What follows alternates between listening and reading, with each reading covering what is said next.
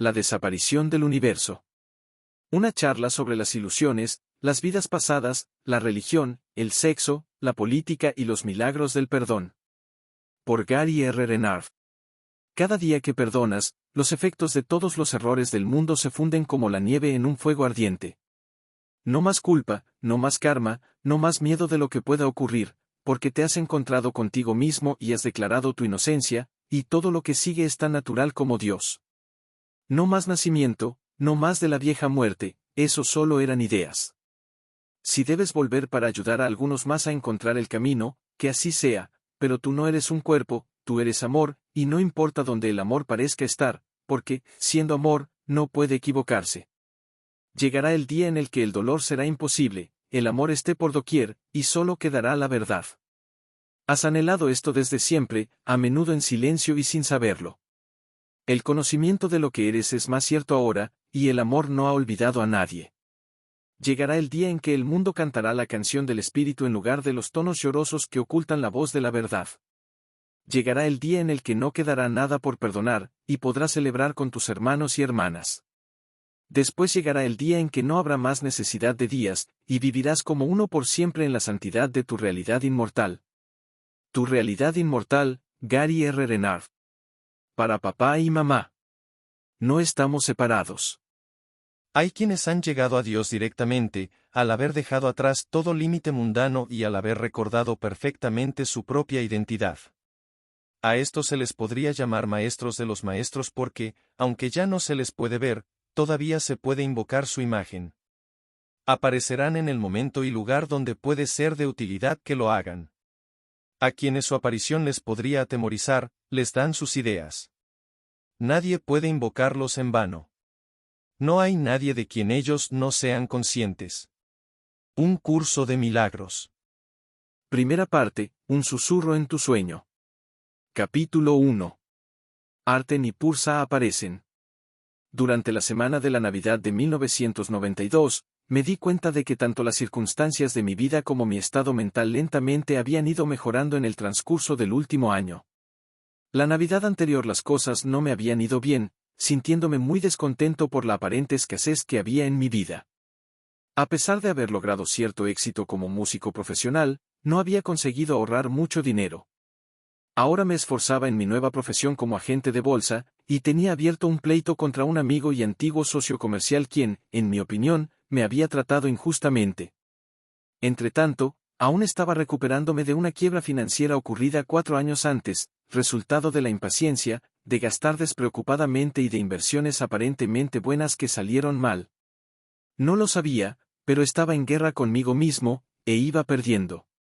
Entonces tampoco sabía que prácticamente todo el mundo está en guerra y va perdiendo, aunque parezca que va ganando.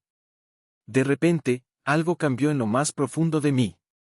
Durante 13 años había estado en una búsqueda espiritual en la que había aprendido muchas cosas pero sin haberme tomado el tiempo necesario para aplicar las lecciones recibidas, pero ahora me sobrevino una nueva certeza. Las cosas tienen que cambiar, pensé. Tiene que haber un modo mejor de hacer las cosas. Escribí al amigo al que estaba demandando y le informé de que iba a abandonar la acción legal para empezar a retirar conflictos de mi vida. Él me llamó y me dio las gracias, y así comenzamos a reconstruir nuestra antigua amistad.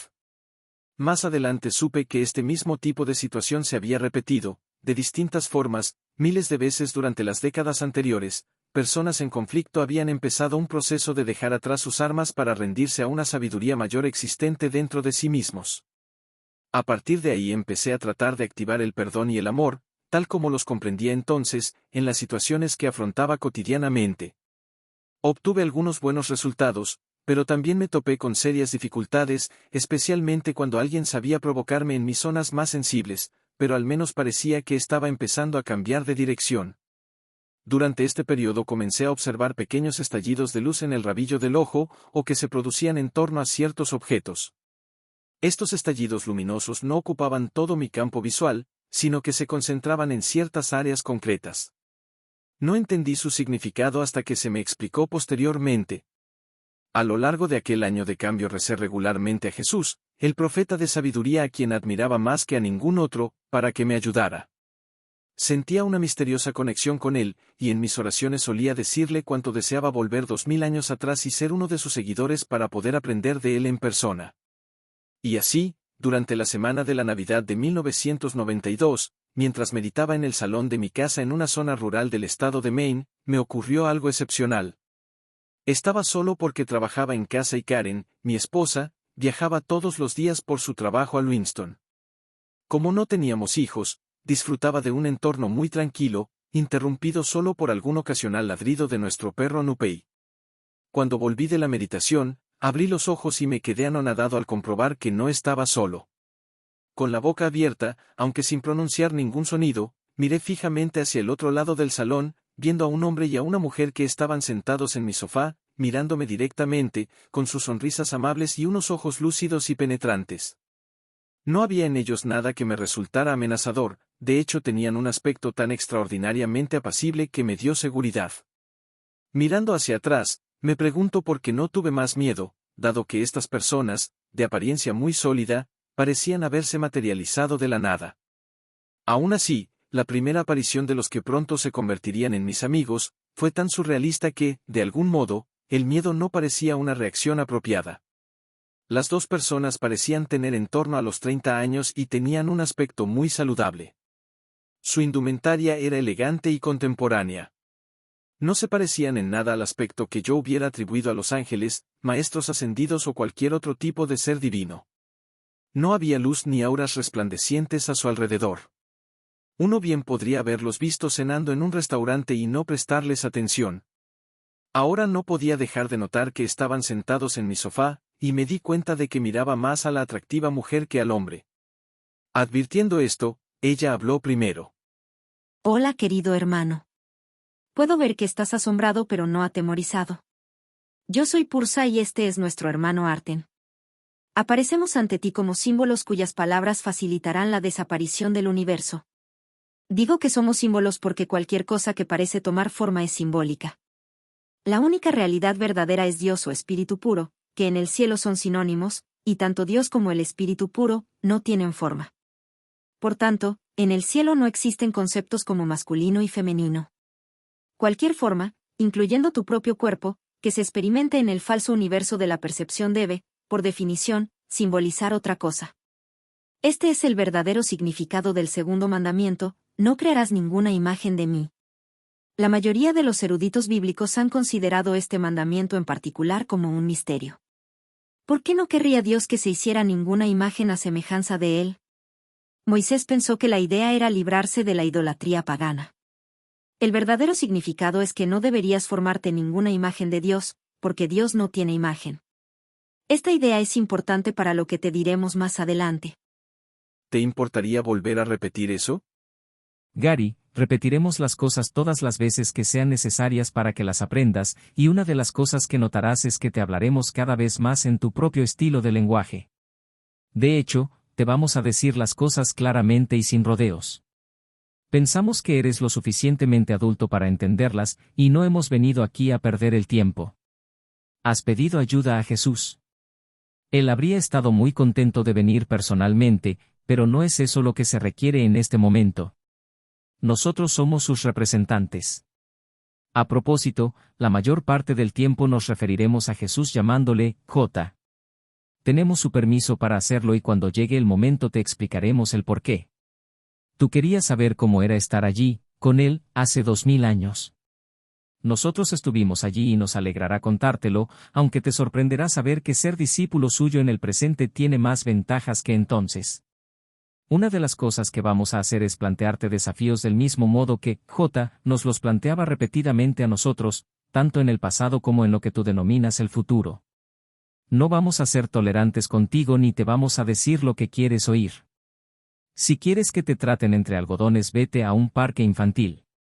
Si estás dispuesto a ser tratado como un adulto que tiene derecho a saber por qué a la larga no puede funcionar nada en el universo, entonces iremos directamente al grano.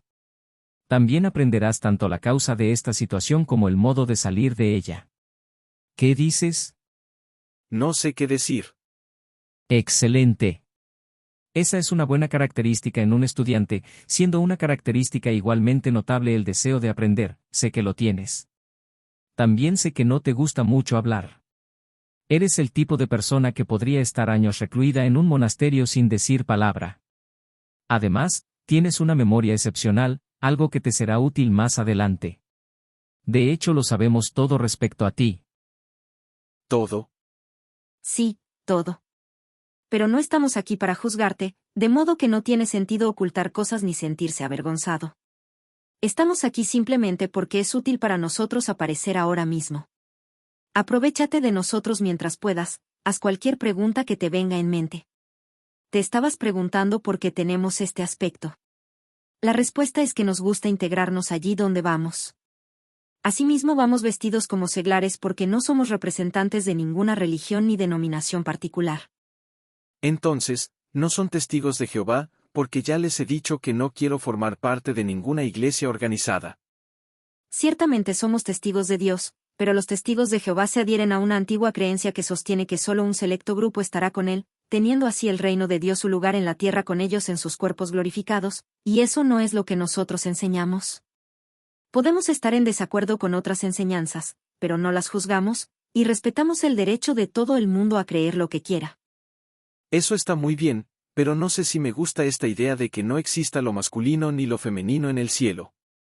En el cielo no hay diferencias ni cambios, todo es constante, esa es la única forma en la que puede ser completamente fiable en lugar de caótico. ¿Y eso no resulta un tanto aburrido? Gary, permíteme que te pregunte algo, ¿es aburrido el sexo? No en mi opinión. Bien, imagina el clímax del perfecto orgasmo sexual, solo que ese orgasmo no se detiene nunca. Sigue adelante eternamente, sin reducir su poderosa e inmaculada intensidad. Tienes mi atención. El acto sexual físico ni siquiera se acerca al increíble éxtasis del cielo, solo es una pobre imitación de la unión con Dios. Es un falso ídolo, hecho para fijar tu atención en el cuerpo y en el mundo, que ofrece una compensación suficiente para que sigas volviendo por más. Es muy similar a un narcótico. El cielo, por otra parte, es un éxtasis perfecto e indescriptible que nunca cesa. Eso suena hermoso, pero no explica todas esas experiencias que tiene la gente del otro lado, viajes fuera del cuerpo, experiencias cercanas a la muerte, contactos con los difuntos y cosas por el estilo. Aquello que llamas este lado y el otro lado son, en realidad, las dos caras de la misma moneda ilusoria. Es todo el universo de la percepción. Cuando tu cuerpo parece detenerse y morir, tu mente sigue adelante. ¿Te gusta ir al cine, verdad? Todo el mundo tiene alguna afición. Cuando realizas una transición de un lado a otro, bien sea de esta vida a la vida eterna o de vuelta otra vez al cuerpo, es como salir de una película y entrar en otra. La diferencia es que estas películas se parecen más a las de realidad virtual que la gente tendrá en el futuro, en las que todo parecerá completamente real, pues hasta incluirán el sentido del tacto. Esto me recuerda a un artículo que leí sobre una máquina en un laboratorio del Instituto Tecnológico de Massachusetts. El artículo dice que introduces el dedo en la máquina y puedes tocar cosas que no están allí. ¿Es este el tipo de tecnología de la cual estás hablando? Sí, la mayoría de los inventos imitan algún aspecto del funcionamiento de la mente. Volviendo al ciclo de nacimiento y muerte, cuando parece que vuelves a nacer en un cuerpo físico, te olvidas de todo, o al menos de la mayor parte. Todo es un truco de la mente. ¿Estás tratando de decirme que la totalidad de mi vida está en mi cabeza? Todo está en tu mente. ¿Mi cabeza está en mi mente? Tu cabeza, tu cerebro, tu cuerpo, tu mundo, todo tu universo, cualquier universo paralelo y cualquier otra cosa que pueda ser percibida, son proyecciones de la mente. Todas ellas son símbolos de un único pensamiento. Más adelante te contaremos cuál es ese pensamiento, y un modo aún mejor de pensar en esto es considerar que tu universo es un sueño. Amigo, parece muy sólido para ser un sueño. Más adelante te contaremos por qué parece tan sólido, pero primero necesitas más información, no nos adelantemos. Lo que Pursa está tratando de imprimir en ti es que nadie te está pidiendo que renuncies a mucho a cambio de nada, en verdad es todo lo contrario. Al final llegarás a darte cuenta de que estás renunciando a nada a cambio de todo, un estado tan imponente y gozoso que es imposible describir con palabras. Sin embargo, para alcanzar ese estado del ser debes de estar dispuesto a someterte a un difícil proceso de corrección a cargo del Espíritu Santo. Esta corrección de la que hablas, ¿tiene algo que ver con lo, entre comillas, políticamente correcto? No. Lo políticamente correcto, por muy bien intencionado que sea, sigue siendo un ataque a la libertad de expresión. Comprobarás que somos muy libres en nuestras expresiones. No empleamos la palabra corrección de la manera habitual, porque corregir algo generalmente significa arreglar ese algo y conservarlo. Cuando el Espíritu Santo termine la corrección del falso universo, dejará de parecer que existe. Digo que ya no parecerá existir porque en realidad no existe. El verdadero universo es el universo de Dios o el cielo, y el cielo no tiene absolutamente nada que ver con el falso universo. Sin embargo, hay una manera de contemplar a tu universo que te ayudará a retornar a Dios, a tu verdadero hogar. Te refieres al universo como si fuera algún tipo de error. Pero la Biblia dice que Dios creó el mundo y casi todos creen que lo hizo, por no mencionar a todas las religiones del mundo. Mis amigos y yo pensamos que Dios creó el mundo de forma tal que pudiera conocerse experimentalmente a sí mismo, y supongo que esta es una creencia nueva era muy extendida. ¿No creó Dios la polaridad, la dualidad y todas las oposiciones sujeto-objeto del mundo? En una palabra, no. Dios no creó la dualidad, y Él no creó el mundo. Si lo hubiera hecho, sería el autor de Un cuento contado por un idiota, tomando prestada la descripción que Shakespeare hace de la vida, pero Dios no es un idiota, te lo demostraremos. O bien Él es amor perfecto, como dice la Biblia cuando tropieza momentáneamente con la verdad, o bien es un idiota, no puede ser ambas cosas a la vez. J. tampoco era un idiota, porque no se dejó engañar por el falso universo. Te contaremos más cosas de él, pero no esperes la versión oficial. ¿Recuerdas la parábola de hijo pródigo? Claro. Bueno, no me vendría nada mal que me la recordaras. Toma tu Nuevo Testamento y léenosla, después te explicaremos algo, pero omite el último párrafo. ¿Por qué debería omitir el último párrafo? Fue añadido con posterioridad, cuando la historia comenzó a difundirse de acuerdo con la tradición oral. Posteriormente el doctor que escribió el libro de Lucas y el libro de los Hechos, incorporó algunos cambios más. De acuerdo. De momento les concedo el beneficio de la duda. ¿Es suficientemente buena esta versión estándar revisada? Sí, es práctica. Ve a Lucas 15:11. De acuerdo. Ahora está hablando Jesús, ¿verdad? Sí. J no habla mucho en la Biblia, y cuando lo hace, las citas suelen estar equivocadas. Todos lo hemos citado mal e interpretado mal desde el principio, incluyéndonos a nosotros mismos. Nosotros le comprendimos mejor que la mayoría, pero aún nos quedaba mucho por aprender. Ahora te estamos hablando con la ventaja del aprendizaje subsiguiente, pero lo más frecuente era que estas citas erróneamente atribuidas a J tuvieran como fin las novelas individuales que acabaron convirtiéndose en los evangelios convencionales. Eran las historias populares de aquel tiempo. J no dijo muchas de las cosas que se le atribuyen en esos libros, pero sí dijo algunas de ellas, del mismo modo que no hizo la mayoría de las cosas que esos libros describen, aunque sí hizo algunas. ¿Quieres decir que es como esas películas que dicen estar basadas en una historia real pero que en su mayor parte es inventado? Sí, muy bien. La otra mitad del Nuevo Testamento procede casi enteramente del apóstol Pablo, a quien le gustaba mucho agradar a las multitudes, aunque en realidad no enseñaba lo mismo que J. Ninguna de las personas que escribieron la Biblia conocieron a J, excepto el autor del Evangelio de Marcos, quien solo era un niño cuando le conoció. Échale una mirada al Apocalipsis, parece una historia escrita por Stephen King. Imagina que retrata a J como un líder guerrero montado en un corcel blanco y llevando una túnica bañada en sangre. No, él no es un guerrero espiritual, eso es una contradicción de términos sin igual. Si no les molesta, quisiera hacer una pregunta más antes de leer la parábola. Adelante, no tenemos prisa. ¿Esta idea de que Dios no creó el mundo, no es una creencia gnóstica? El principio ciertamente no se originó en los gnósticos, quienes lo tomaron de otras filosofías y religiones. En lo que atañe a las sectas gnósticas, tenían razón al creer que Dios no creó esta excusa de mundo, pero cometieron el mismo error que casi todos los demás, hicieron que el mundo erróneamente creado fuera psicológicamente real para ellos. Lo vieron como un mal que debían despreciar. J, por su parte, contempló el mundo tal como lo hace el Espíritu Santo, una oportunidad perfecta para el perdón y la salvación. Así que, en lugar de resistir al mundo, ¿debería buscar maneras de utilizarlo como una oportunidad para regresar a casa? Exactamente, buen chico. J decía, han oído que se solía decir ojo por ojo y diente por diente. Pero yo les digo, no se resistan a aquel que crean malo. Esto no era tan solo una refutación escandalosa y directa a las antiguas escrituras, sino que también es la respuesta a la pregunta que acabas de plantear. Para demostrar más ampliamente la actitud de J, ¿por qué no lees la parábola ahora? De acuerdo. Creo que estoy un poco oxidado en esto de leer las escrituras, pero ahí va.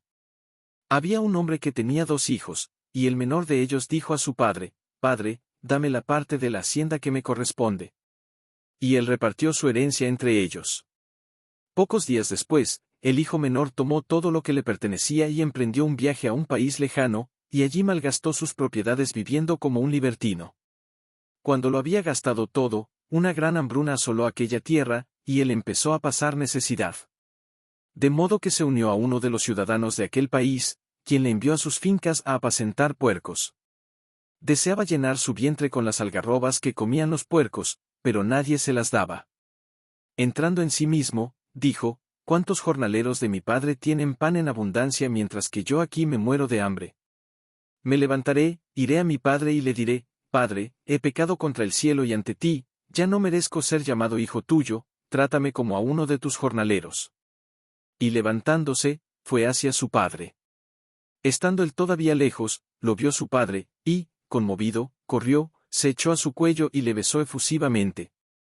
El hijo le dijo, «Padre, he pecado contra el cielo y ante ti, ya no merezco ser llamado hijo tuyo». Pero el padre dijo a sus siervos, «Traigan aprisa el mejor vestido y vístanle, pónganle un anillo en su mano y unas sandalias en los pies. Traigan el novillo cebado, mátenlo, y comamos y celebremos una fiesta, porque este hijo mío estaba muerto y ha vuelto a la vida, estaba perdido y ha sido hallado». Y comenzaron la fiesta. Gracias, Gary.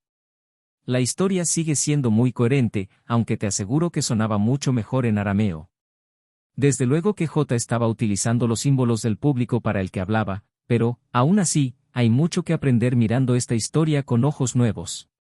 Lo primero que tienes que entender es que el hijo no fue expulsado de su hogar, fue lo suficientemente tonto, inocentemente tonto, de hecho, como para pensar que se podía ir y que le iría mejor por su cuenta. Esta fue la respuesta de J al mito del jardín del Edén.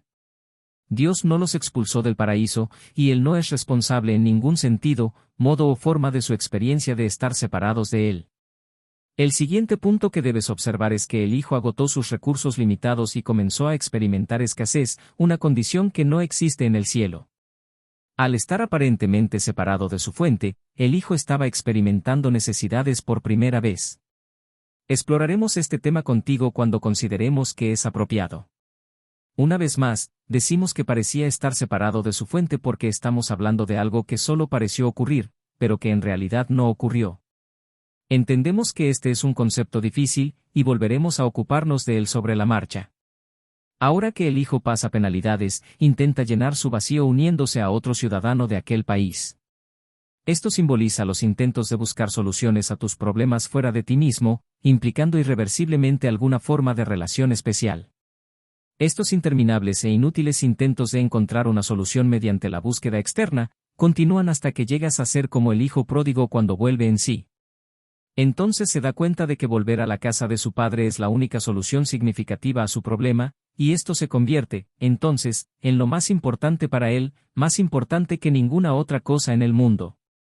Llegamos ahora al punto más importante de la historia, el contraste entre aquello que el hijo ha llegado a creer que es verdad respecto de sí mismo, y aquello que el padre sabe que es verdad. El hijo piensa que ha pecado y que no es digno de ser llamado hijo de su padre, pero el amoroso padre no quiere oír nada de esto. No está enfurecido ni desea vengarse, y no tiene el menor interés en castigar a su hijo, así es realmente Dios. Él no piensa como los humanos porque él no es una persona. La historia es metafórica. El amor de Dios no se demora ni un instante para encontrarse con su hijo. Dios sabe que su hijo es eternamente inocente, porque él es su hijo. Nada de lo que parezca ocurrir puede cambiar ese hecho. El hijo pródigo regresa ahora a la vida. Ya no está perdido en sueños de escasez, destrucción y muerte. Es la hora de celebrarlo. No es que lo que dices no tenga sentido, pero se me plantean un par de problemas. En primer lugar, la cuestión relativa a que la totalidad del universo es responsabilidad del Hijo Pródigo y no de Dios. El mundo, la naturaleza y el cuerpo humano me parecen muy impresionantes. No soy exactamente lo que llamarías un optimista disparatado, pero existe gran belleza, orden y complejidad que en mi opinión revelarían la intervención de la mano de Dios. En segundo lugar, si yo dijera a la gente que Dios no creó el mundo, tengo la sensación de que causaría tanto escándalo como tirarse un pedo dentro de un ascensor. Tratemos primero el tema del pedo. La verdad es que no tienes que decir nada a nadie. Te será completamente posible practicar el tipo de espiritualidad que explicaremos sin que nadie llegue a saberlo nunca.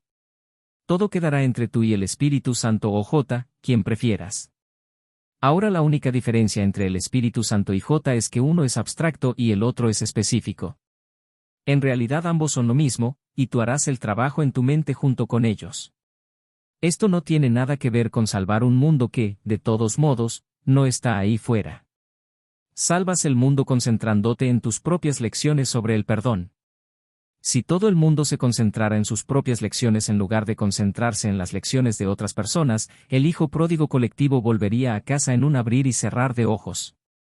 En el tiempo esto no pasará hasta el final, pero también hablaremos del tiempo, y verás que nada en este universo es lo que parece ser.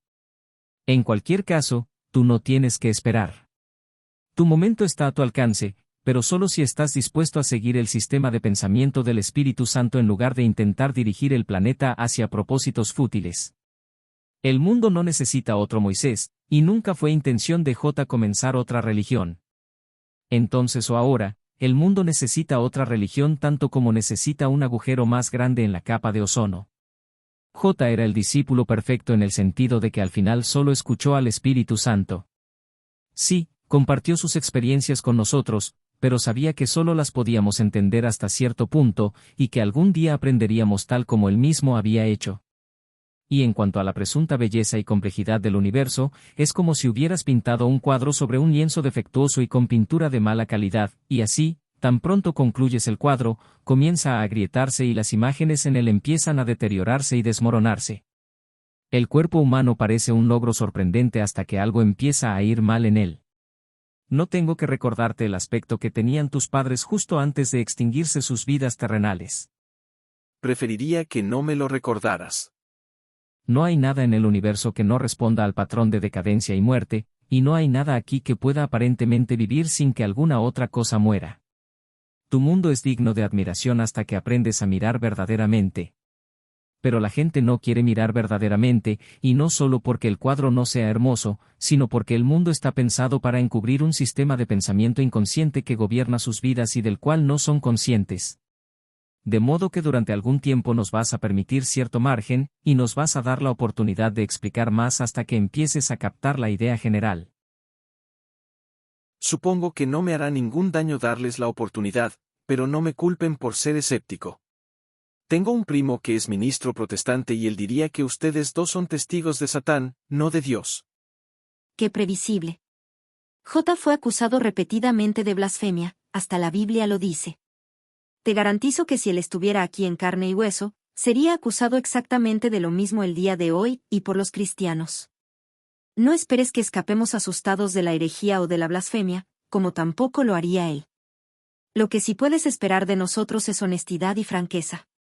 Algunas personas tienen que ser tratadas con delicadeza, y otras pueden soportar que se les golpee en la cabeza como en el antiguo entrenamiento Zen. No tenemos ningún inconveniente en zarandear las jaulas de la gente. No nos importa lo que puedas pensar de nosotros. Somos libres para ser maestros y no políticos. No tenemos que adularte para que sientas afecto por nosotros en lugar de aprender algo. No requerimos de tu aprobación para aquello que tenemos que decir.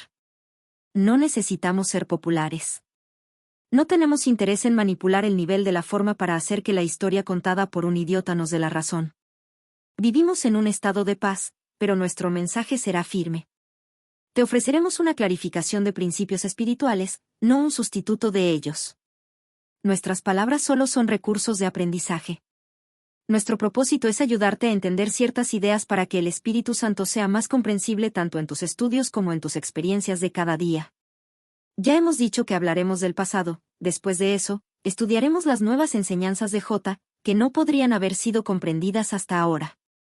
Hay un documento espiritual del que tú, Gary, oíste hablar por primera vez a principios de los 80 a través de un participante en aquel curso que hiciste. En aquel entonces no leíste nada de ese documento, pero empezarás a estudiarlo en las próximas semanas. Esta enseñanza se originó durante tu vida, pero aprenderás que no es de este mundo. Se está extendiendo por muchos países, siendo ya malentendida y malinterpretada, tal como el mensaje de J fue distorsionado hace 2000 años, eso era de esperar, pero te ayudaremos a empezar con el pie derecho en el estudio de esta obra maestra de la metafísica, para que puedas escuchar su mensaje con más claridad. Me alegro de que piensen que lo saben todo, incluso mi futuro, pero seré yo quien decida qué voy a estudiar y cuándo me pondré a ello. Siempre he pensado que Jesús era genial, y ustedes hablan mucho de él. La mayoría de mis amigos nueva era no suelen mencionarle con frecuencia. Es casi como si sintieran vergüenza de él.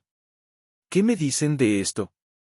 No es J quien no les gusta, es la versión bíblica conductista de J la que han tenido que tragarse toda su vida y que no pueden soportar. Existe además otro asunto que abordaremos oportunamente, pero ¿puedes culpar a tus amigos por estar confundidos respecto a J?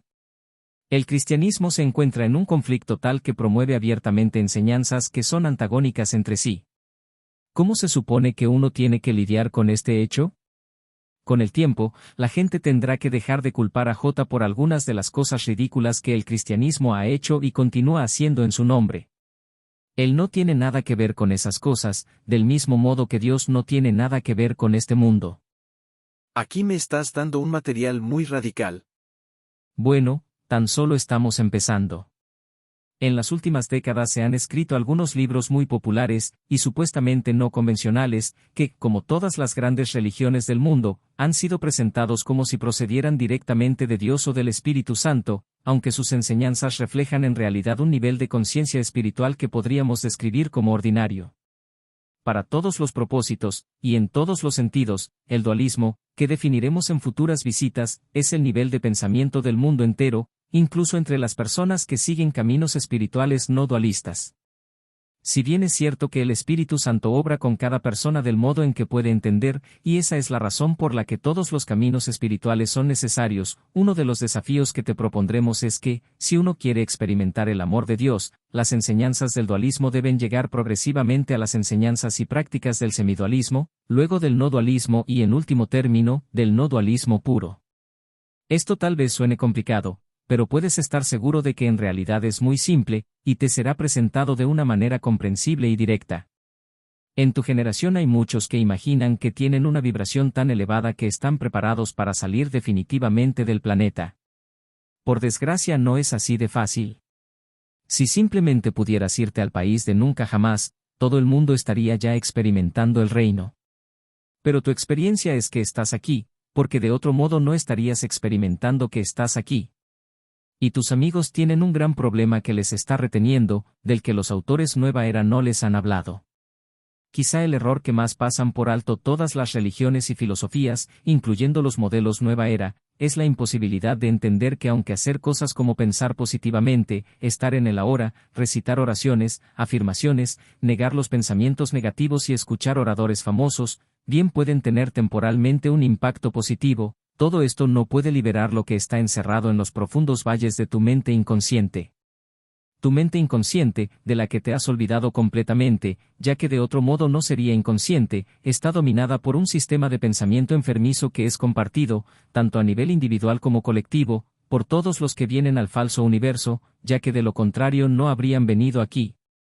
Esto seguirá siendo así hasta que tus pensamientos sean examinados, correctamente perdonados, entregados al Espíritu Santo y reemplazados por su forma de pensar. Hasta entonces, tus creencias ocultas seguirán dominando y afirmándose de una manera predeterminada. El mundo simplemente es un escenario simbólico en el que todos los actores han acordado participar antes de que parecieran salir a escena. No tienes que convencerme de que el mundo es decepcionante a veces, pero, ¿qué pasa con las cosas buenas? Todos tenemos nuestros momentos favoritos. Tus buenos tiempos en este mundo, solo son buenos en comparación con los malos. La comparación no es válida, porque tanto los tiempos aparentemente buenos como los malos, no son el cielo. Con el tiempo, aprenderás que todo es un truco, que tu percepción, algo a lo que das mucho valor, simplemente te está engañando. No escucharías a tu sistema de pensamiento inconsciente si no se escondiera y te mintiera, porque parece tan despreciable, y prestarle oídos es tan doloroso, que si pudieras realmente examinarlo, saldrías corriendo. J puede ayudarte a examinarlo. Él puede enseñarte cómo hacer consciente tu mente inconsciente hasta un punto que Freud no habría imaginado. Este será el propósito de algunas de nuestras conversaciones posteriores, pero antes tenemos otras cosas de que hablar. Mientras tanto, ¿tienes algo más alentador que decirme? Claro, siempre que quieras ir a casa J se encuentra en la puerta del asilo psiquiátrico, llamándote para que salgas y te unas a él, y tú sigues intentando arrastrarle para que vuelva a entrar. Así fue la situación en el mundo de hace 2000 años, y sigue siendo igual. La persona que por primera vez dijo, cuanto más cambian las cosas, más se quedan igual, dio de lleno en la cabeza holográfica del clavo universal. Pero hay una salida, y eso es lo que debería darte esperanzas. Para ayudarte, no te daremos lo que llaman la sabiduría de los siglos, que tanto deleita a los genios espirituales contemporáneos. En cambio, aprenderás que la mayor parte de lo que el mundo considera sabiduría de los siglos, en realidad es falsa. La, entre comillas, divina inteligencia del universo, es una frase que vale la pena desenmascarar. Aprenderás que los bebés no nacen con la pizarra en blanco, que no nacen con una tendencia natural al amor pero que luego son corrompidos por el mundo, y descubrirás que para regresar a Dios, tienes un trabajo que hacer, no un trabajo en el mundo, sino con tus pensamientos. Durante la mayor parte de nuestros encuentros te parecerá que juzgamos, y mucho. Esto responde a una buena razón, el único modo posible de enseñarte es contrastando el pensamiento del Espíritu Santo con el pensamiento del mundo. Su juicio es sano y conduce a Dios. Tu juicio es pobre y te conduce a este mismo lugar una y otra vez. Durante nuestras visitas también descubrirás aquello que eres en realidad. ¿Cómo llegaste aquí? ¿Por qué tú y el resto de la gente se comportan exactamente como se comportan, y sienten lo que sienten? ¿Por qué el universo sigue repitiendo los mismos viejos patrones una y otra vez? ¿Por qué la gente enferma? La razón que se encuentra detrás de todo fracaso, accidente, adicción y desastre natural. La verdadera causa de toda la violencia, los crímenes, la guerra y el terrorismo en el mundo, y también descubrirás la única solución significativa a todas estas cosas y cómo aplicarla. Si puedes decirme todo eso te ganas un premio. Solo hay un premio por el que todo el mundo debería interesarse. ¿El cielo? Sí. Debes haber oído que la verdad te hará libre. Eso es cierto, pero nadie te dice qué es la verdad. Has oído que el reino de los cielos está dentro de ti. Eso también es cierto, pero nadie te dice cómo llegar allí. Si lo hicieran, ¿escucharías?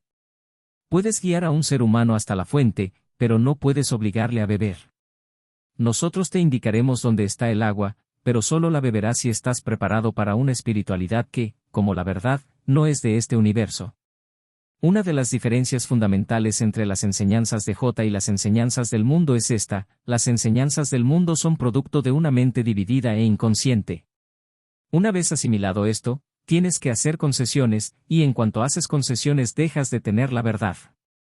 Nosotros no haremos concesiones, y ello no siempre te gustará.